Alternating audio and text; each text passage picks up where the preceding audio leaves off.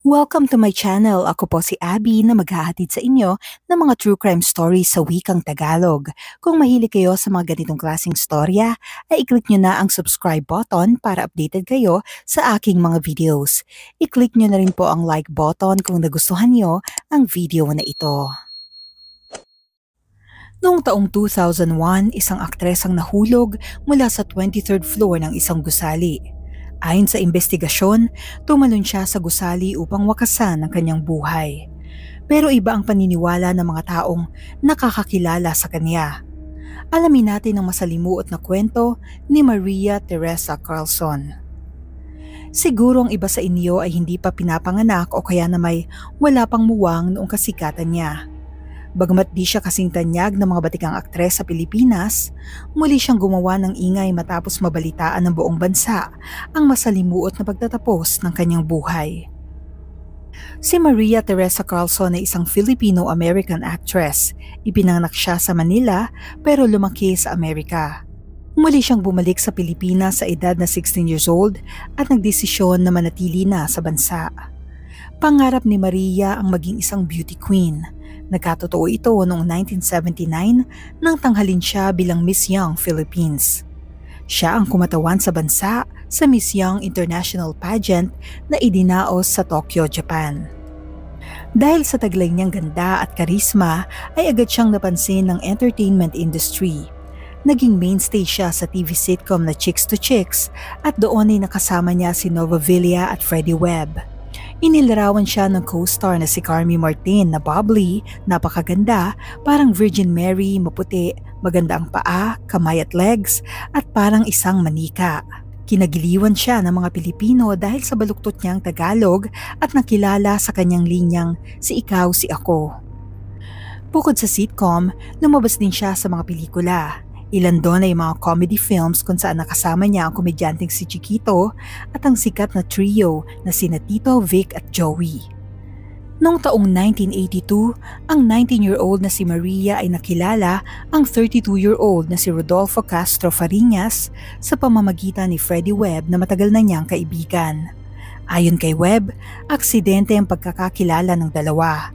Nang panahong yon, ang aktor na si Freddie Webb na siya ring isang basketball player ay papunta sa luwag para maglaro ng basketball.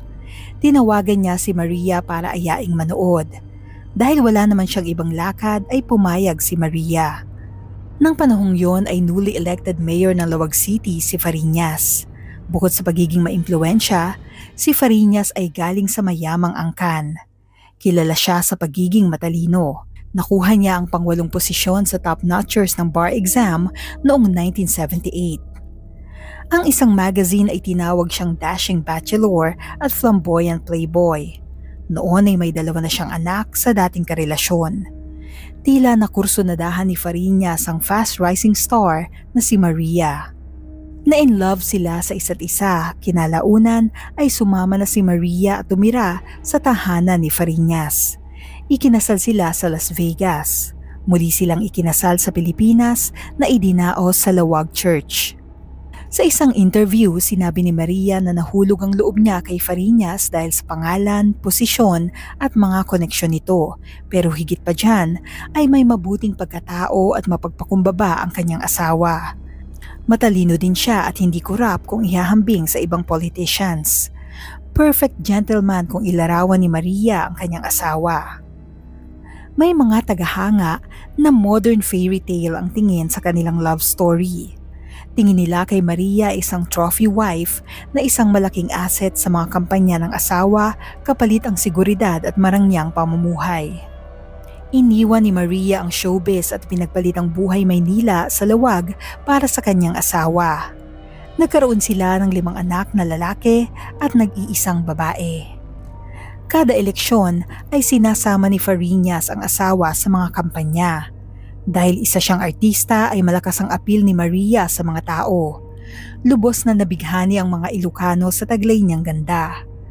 Sobrang hectic ng mga kampanya kaya talagang nakakapagod. Ayon sa isang reporter na si Sheila Coronel, maikli ang pasensya ni Fariñas. Nasaksihan niyang sinisigawan ni Fariñas si Maria sa harap ng mga tao ng "Faster, Whitey, or else I'll dump you." Tuwang-tuwa ang mga Ilocano kapag nasilayan na nila ang napakagandang muka at mga ngiti ni Maria. Ang di nila alam, sa likod ng kanyang mga ngiti ay may iniindang sakit ang artista. Si Maria ay may scoliosis kung saan apektado ang mga buto malapit sa kanyang puso. Dahil dito ay mabilis siyang mapagod at madalas makaranas ng palpitations. Dahil kailangan niyang magpakitang tao, sa loob ng sasakyan na lamang niya nagagawang indahin ang nararamdamang sakit. Umpisa pa lang ito ng kalbaryo ng aktres. Noong taong 1996, nagpadala ng liham si Maria sa nooy senadora na si Leticia Ramos Shahani. Subalit, ang senadora ay isang supporter ni Fariñas. Nakasaad sa liham ang mga di magandang naranasan niya mula sa kanyang asawa. Sinabi niya na nakaranas siya ng water torture at pambubugbog hanggang siya ay maging black and blue. Nakasulat din doon na nais niyang hiwalayan ng kanyang asawa. Sa liham ay humihingi din siya ng tulong na makatakas at makalaya kay Fariñas. Inilagay niya ang thumbmark niya sa liham bilang patunay na ito ay totoo at talagang galing ito sa kanya. Mabilis na karating sa media ang balita kaya naman pilit nilang inungkat ang problema sa pagsasama ng dalawa. Noong October 1996, si Maria ay nagpa-interview sa Probe na isang sikat na TV show. Dito ay inilahad niya ang mga naranasan niya sa kanyang asawa. Ayon sa kanya, sa una ay may paminsan-minsang sampal sa mukha, pisikal na pang-aabuso at pambubugbog. Siya ay kinakahon, tinututukan ng baril sa bibig at nilalagyan ng basang tuwalya ang mukha habang binubuhusan ng Sprite, 7-Up o kaya na may tubig. Ayon kay Maria ay di niya nais na ipahiya si Fariñas at di rin niya kailangan ng pera. Sinabi niya na handa siyang ibigay ang lahat kapalit ang kanyang kalayaan. Dagdag pa niya ay gusto niya ng annulment at ang nararapat sa kanya ayon sa kanyang karapatan bilang Pilipino. Napag-alaman na hindi ito ang unang pagkakataon na inilahad ni Maria ang kanyang sitwasyon.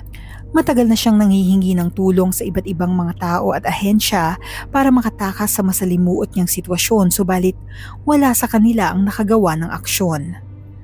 Flashback noong 1988, binisita ng reporter na si Nini Valera ang tahanan ni Fariñas para magsagawa ng interview kay Maria. Pasimpleng inabot ni Maria ang isang note kay Nini na nagsasabing, "Tulungan mo ako ay pinahihirapan." Habang isinasagawa ang interview ay nasa kaparehas na silid lamang si Fariñas na naglilinis ng baril. Nang malapit nang matapos ang interview, napansin ni Nini ang pagpahid ni Maria ng dabbing powder sa kanyang baba para takpan ang paso ng sigarilyo. Bagamat walang natatanggap na tulong, ay hindi sumuko si Maria para maisalba ang sarili sa kalbaryong dinaranas niya. Noong 1992, tinawagan niya ang hotline ng grupong Kalakasan na isang NGO na tumutulong sa mga babaeng nakakaranas ng pang-aabuso. Ayon kay Ana Lea Sarabia ng Kalakasan, sa umpisa ay saglit lang ang mga tawag ng babaeng umiiyak. Hindi din nagpapakilala sa kanila ang nasa linya. Noong 1995, 3 taon simula ng unang tumawag si Maria, nagpakilala na rin siya sa wakas pero pasaglit-saglit lang ang kanyang tawag. Sinasabi niya ang katagang, "They're watching me," tapos noon ay binababa na niya ang telepono. Pag wala ng tao ay muli siyang tumatawag. Noong taong 1996, ni-rescue ng grupong Kalakasan si Maria. Noon ay kabuwanan na niya sa pang-anim nilang anak. Nang maibalita ang pang-aabuso ni Fariñas at pag-rescue kay Maria, lumutang ang mga akusasyon na si Fariñas ay lulong sa ipinagbabawal na gamot. May mga aligasyon din na bago sila magtalik ni Maria ay dinodroga muna niya ito pagkatapos ay ginagawa niyang ashtray ang katawan ng aktres. May kumakalat din na balitang hinahayaan ni Fariñas na galawin ng mga bodyguard si Maria habang pinapanood niya ito. May ilang mga personalidad din na nakasaksi sa pang-aabuso ni Fariñas sa kanyang asawa. Isa na dito ang dating senador at kilalang immortal na si Juan Ponce Enrile. Isang linggo matapos ang interview sa Probe, ikinagulat ng lahat nang magbago ang ihip ng hangin. Muling nagkabalikan sina Maria at Fariñas. Noong October 15, isinilang niya ang ika-6 nilang anak na lalaki. Ang araw na yon ay siya ring kaarawan ni Maria. Nang makarecover sa panganganak, lumabas si Maria at Fariñas sa Magandang Gabi Bayan. Dito ay binawi ni Maria ang lahat ng sinabi niya laban sa asawa. Sinabi niya kay Noli de Castro na nakakaramdam siya ng insecurities. Sinabi pa niya, baka dahil po buntis ako, hindi ako maganda sa kanya. Puro motherhood, puro housewife na lang. Nagpahayag din si Fariñas ng saloobin patungkol sa issue. Sinabi niyang, nilabag ng media ang karapatan nilang mag-asawa. Dagdag pa niya ay mas nakagulo pa sa kanilang relasyon ng interview ng probe dahil sa pangingialam nito sa simpleng tampuhan nilang mag-asawa.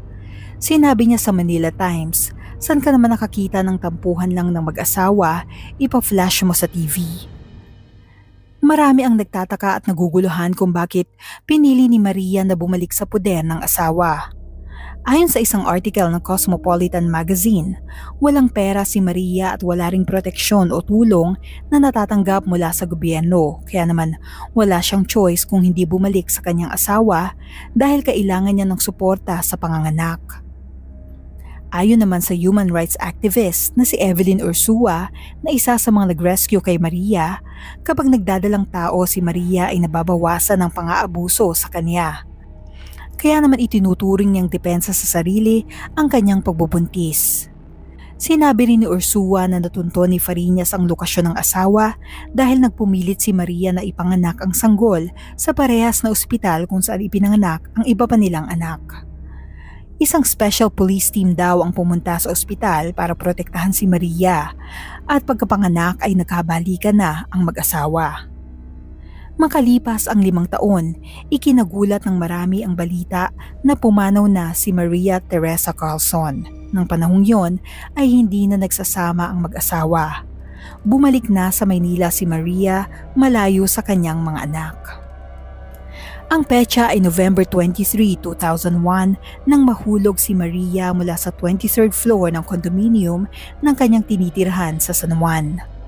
Ayon sa kanyang kasambahay na si Rochelle Flores, ilang oras bago ang trahedya ay nagtungo sila ni Maria sa Malacanang upang makausap ang nooy presidente na si Gloria Macapagal Arroyo para ipakita ang isang videotape na may kaugnayan sa kalupitan ni Fariñas. Subalit hindi sila pinayagang makapasok o makausap ang kahit sinong opisyal bilang pagsunod sa protocol. Nang mabigo sa kanilang lakad ay bumalik na sila sa condominium. Nang araw na yon ay hindi mapakali si Maria na tila nagpapanik. Sinara niya ang mga bintana at pinto dahil mayroon daw mga taong nakasunod para tapusin siya. Nagsisigaw si Maria sa kasambahay na, "Rochelle, bilisan mo, takbo, hinahabol nila tayo." Tapos noon ay nagtatakbo si Maria palabas ng kwarto. Agad tinawagan ng kasambahay ang security office ng building para magpadala ng guard at pakalmahin si Maria. Habang papunta sa elevator ay nakasalubong ng kasambahay ang guard na si Martin. Hinanap nila si Maria sa rooftop na nasa taas ng penthouse subalit wala doon ang aktres. Matapos noon ay nakatanggap ng utos si Martin na i-check ang 3rd floor dahil may mga residenteng nag-report na nakarinig sila ng malakas na lagapak. Sa 3rd floor, bandang 2:00 ng madaling araw, natagpuan nila si Maria na wala ng buhay. Ang kanyang bungo ay nahati sa 2. Ayon sa kasambahay, 3 linggo bago ang trahedya, pinakuan ni Maria ang bintana para hindi daw makapasok ang mga attacker. Marami ang naniniwalang may foul play na nangyari pero sa resulta ng investigasyon, walang indikasyon na may foul play at lumalabas na tumalon si Maria sa building para wakasan ang kanyang buhay. Ang kanyang asawa naman na si Fariñas ay naniniwalang aksidente ang pagkakahulog ni Maria. Dinala ang labi ni Maria sa lawag at inilibing sa moseleo ng mga Fariñas. Nakiramay ang mga Lawagenyo sa pagpanaw ng dating aktres. Sa mga sumunod na linggo matapos pumanaw ni Maria, panay ang pagharap sa interview ni Fariñas na isa ng congressman ng panahong yun. Sa isang interview ay ipinahayag niya ang pagmamahal sa asawa at nagbalik tanaw sa mga masasayang alaala kasama niya. Sinabi rin niya na na-appreciate niya ang pag-aalaga ni Maria sa 2 anak niya sa ibang babae. Inamin din niyang may pagkukulang siya dahil binaliwala at naki-ride on lang siya kapag sinusumpong ang kanyang asawa. Dagdag pa niya, kapag may sumpong ay nagsisimulang makarinig ng mga tinig si Maria. Hindi nagwakas ang buhay ni Maria nang walang kabuluhan. Ang kanyang pagpanaw ay isa sa nagbigay daan para mailaban at para maipasa ang batas na nagpoprotekta sa karapatan ng mga kababaihan. Noong March 8, 2004, ang petsa ng pagdiriwang ng International Women's Day ay ang araw na nilagdaan ni President Gloria Macapagal Arroyo ang RA 9262. Ito ang batas na nagpoprotekta sa karapatan ng mga kababaihan at mga bata. Ano sa tingin niyo ang tunay na ikinamatay ni Maria? Sinadya ba ito o isa itong aksidente?